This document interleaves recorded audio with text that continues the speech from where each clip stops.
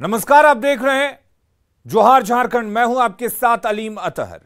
NDA राष्ट्रपति पद के उम्मीदवार द्रौपदी मुर्मू ने देश के सर्वोच्च पद के लिए अपना नामांकन दाखिल कर दिया है। इस दौरान एनडीए ने अपनी ताकत भी दिखाई। नॉमिनेशन के दौरान प्रधानमंत्री नरेंद्र मोदी, केंद्रीय कैबिनेट मंत्रियों के साथ ही बीजेपी और एनडीए शासित राज्यों के मुख्यमंत्री और उनके प्रतिनिधि भी शामिल रहे। राष्ट्रपति पद के लिए मतदान 18 जुलाई को होगा। वर्तमान राष्ट्रपति रामनाथ कोविंद का कार्यकाल 24 जुलाई को समाप्त हो रहा है।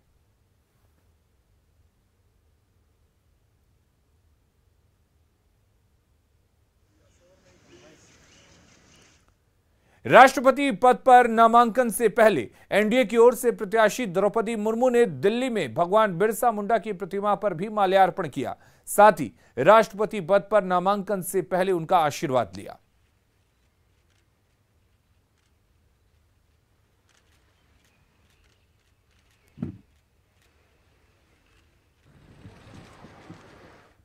राष्ट्रपति चुनाव में जेएमएम किसे अपना समर्थन देगी, इस पर फैसला 25 जून को होने वाला है और इसके लिए एक बैठक भी होगी। हालांकि जेएमएम की ओर से द्रौपदी मुर्मू को समर्थन दिए जाने की संभावना बढ़ गई है।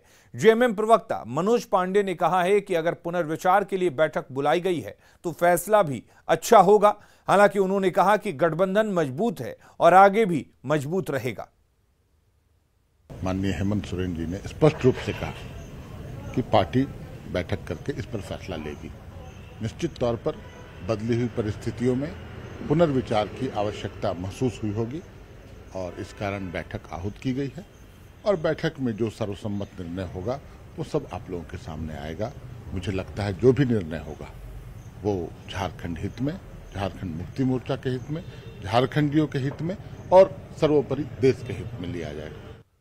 तो वहीं राष्ट्रपति चुनाव को लेकर कांग्रेस की नजर जेएमएम के फैसले पर टिकी है। कांग्रेस के प्रदेश अध्यक्ष राजेश ठाकुर का कहना है कि राष्ट्रपति के दोनों ही उम्मीदवार अच्छे हैं, लेकिन सवाल राजनीतिक विचारधारा की लड़ाई का है।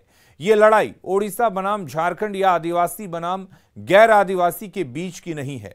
उन्होंने कहा कि राष्ट्रपति पद की गरिमा को बचाए रखने पर कांग्रेस का जोर है। द्रौपदी मुर्मू जी हमारे हम मुहिम राज्यपाल रही हैं। जसवंत सिन्हा जी का एक बहुत बेहतरीन कार्यकाल रहा है बतौर विदेश मंत्री, बतौर वित्त मंत्री। लेकिन ये विचारधारा की लड़ाई होती है, कौन किसको उम्मीदवार बना रहा है उस पर सारी बातें तय होती है।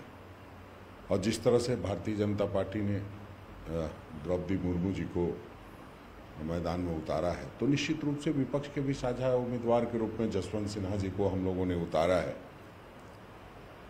और ये कोई लड़ाई उड़ीसा बनाम झारखंड और आदिवासी बनाम गैर आदिवासी की नहीं है। ये बहुत बड़ा गरिमामयी पद होता है।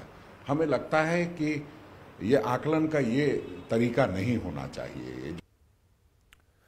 रुक करेंगे इस वक्त एक बड़ी खबर की। गढ़वा से बड़ी खबर है, जहां पलामू एसीबी की टीम ने जिले के श्री बंशीधर नगर में बड़ी कार्रवाई करते हुए एसडीपीओ कार्यालय के रीडर अनिल सिंह को घूस लेते रंगे हाथों गिरफ्तार किया है। आरोपी रीडर एक केस के सिलसिले में वादी से 8,000 रुपए घूस ले रहे थे। फिलहाल एसीबी की टीम ने रीडर को गिरफ्तार कर पलामू लेकर गई है। तो पलामू एसीबी ने बड़ी कार्रवाई की है और गढ़वा एसडीपीओ दफ्तर के रीडर को गिरफ्तार किया है। रीडर को घूस लेते हुए रंगे हाथों गिरफ्तार किया है। 8,000 रुपए घूस ले रहा था लीडर, और जिसे गिरफ्तार किया है पलामू एसीबी ने। 10 जून को हुई रांची हिंसा मामले में झारखंड हाईकोर्ट में आज सुनवाई हुई। सुनवाई के दौरान विस्तृत रिपोर्ट दायर करने को लेकर राज्य सरकार के महाधिवक्ता की ओर से समय मांगा गया। दरअसल प्रार्थी पंकज यादव की ओर से इस पूरे मामले में एनआईए से जांच करने की मांग के साथ साथ इसकी फंडिंग की जांच की मांग भी उठाई गई है। घटना को लेकर राज्य सरकार की ओर से विस्तृत रिपोर्ट कोर्ट को सौंपी जानी है। मामले की अगली सुनवाई 8 जुलाई को होगी। उस सभी बिंदुओं पर इनको रिपोर्ट सबमिट करना था और इनको काउंटर एफिडेविट फाइल करना था। जो प्रार्थी ने जितना भी पॉइंट रेज किया है उस पर माननीय न्यायालय के समक्ष जो है एडवोकेट जनरल के यहाँ से आज जो है उसमें समय मांगा गया। माननीय न्यायालय ने ये कहते हुए दिया कि इसमें डिटेल ये लोग काउंटर फाइल करेंगे और माननीय न्यायालय ने उसको अलाउ कर दिया। अब इसकी सुनवाई जो है 8 तारीख को होगी। आईबी ने इनपुट दिया था कि नहीं, आपने क्यों पहले ही फायरिंग किया, पहले प्रिकॉशनरी मेजर्स क्यों नहीं लिया, आपको पता है कहाँ से फंडिंग हुआ, कैसे फंडिंग हुआ, जो प्रार्थी ने रेज किया है, कौन कौन लोग इन्वॉल्व थे, 22 लोग इन्वॉल्व थे या 8 से 10,000 लोग यदि इन्वॉल्व थे, उसमें कितने लोग पकड़ा है कि नहीं पकड़ा है, वो सारे चीज़ों को अभी एक्सप्लेन करना है। और रांची के जगन्नाथपुर रथ मेला आयोजन कराने की मांग को लेकर झारखंड उच्च न्यायालय में दायर जनहित याचिका पर आज chief justice doctor Ravi Ranjan और जस्टिस सुजीत नारायण प्रसाद की खंडपीठ में सुनवाई होनी थी, लेकिन सुनवाई के पूर्व ही अधिवक्ता धीरज कुमार की ओर से राज्य सरकार के उस फैसले की जानकारी कोर्ट को दी गई जिसमें रथ यात्रा पर लगी रोक को हटाने से संबंधित फैसला लिया गया था, जिसके बाद अधिवक्ता की ओर से याचिका को निष्पादित करने का आग्रह कोर्ट से किया गया। कोर्ट ने इस आग्रह को स्वीकार करते हुए मामले का निपटारा कर दिया। इस राज्य सरकार के द्वारा रथ मेला आयोजन को लेकर निर्णय ले लिया गया है, इसलिए इस मामले को निष्पादित कर दिया जाए। मेरे आग्रह को स्वीकार करते हुए माननीय मुख्य न्यायमूर्ति की अध्यक्षता वाली खंडपीठ ने इस मामले को निष्पादित कर दिया। साहेबगंज में जैप के जवान की गोली मारकर हत्या कर दी गई, वहीं उसके भाई पर भी जानलेवा हमला किया गया। सकरूगढ़ में पुरानी एसपी कोठी के पास की एक घटना है, जहां रंगोली रेस्टोरेंट के पास घात लगाए 4 अपराधियों ने एक समारोह से लौट रहे जैप 9 के जवान को गोली मार दी। इस घटना में उसके भाई की बाल जान बच गई।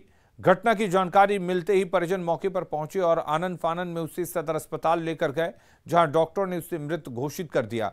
पुलिस से मिली जानकारी के अनुसार केवल 2,000 रुपये बकाया के विवाद में इस घटना को अंजाम दिया गया।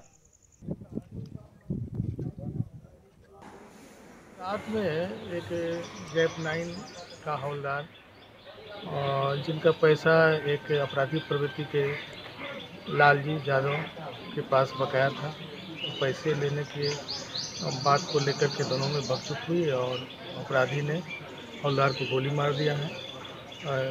घटना के तुरंत बाद पुलिस कार्रवाई करते हुए संभावित ठिकानों पर छापामारी कर रही है और रात से ही छापामारी जारी है। अब पूरा प्रयास है कि अपराधियों को जल्द से जल्द पकड़ लिया जाएगा।